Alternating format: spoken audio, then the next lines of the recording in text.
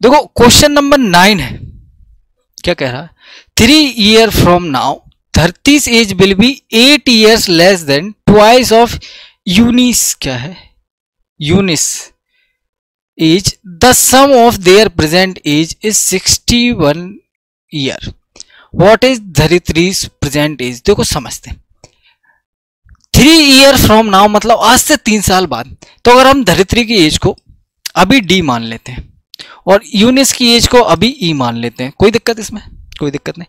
3 साल बाद इनकी एज क्या हो जाएगी, आप बोलोगे सर 3 साल बाद दोनों की एज में 3-3 साल बढ़ जाएंगे, इसमें कोई दिक्कत नहीं।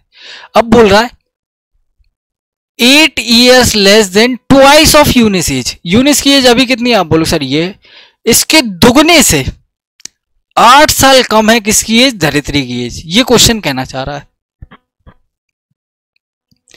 इसमें कोई दिक्कत। एक बार और समझते हैं क्या बोल रहा है, 3 years फ्रॉम नाउ, अगर डी एज मानिए तो 3 साल बाद दोनों की एज क्या हो जाएगी, 3-3 साल बढ़ जाएगी। उसमें बोल रहा है twice of Eunice age, Eunice age की ट्वाइस, अभी यूनिस की एज कितनी है, ये है, उसके दुगने से 8 साल कम है, उसके दुगने से क्या है, 8 साल कम है, ठीक है। दूसरी एज क्या दे रखा है, दूसरा दे रखा है sum of their present age is 61, उनकी प्रेजेंट की एज का सम 61 है। तो पहले इसको सॉल्व कर लेते हैं।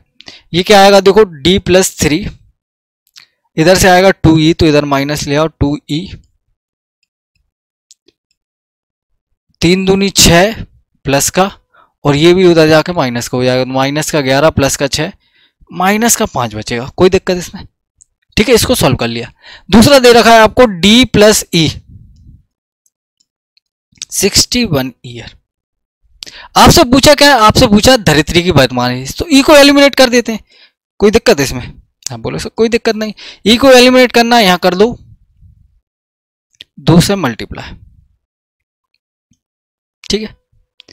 दोनों को जोड़ दो तो ये कट जाएंगे, इधर से आ जाएगा 3d बराबर, ये कितना हो जाएगा, 6 दूनी 12, 122, और 122 में से 5 माइनस हो जाएंगे, 122 में से 5 माइनस हो जाएंगे 117, डी की वैल्यू क्या जाएगी, 117/3 मतलब 39। बताओ कोई दिक्कत किसी भाई को, 39 ईयर कहां दिख रहा है, डी ऑप्शन में, सही है।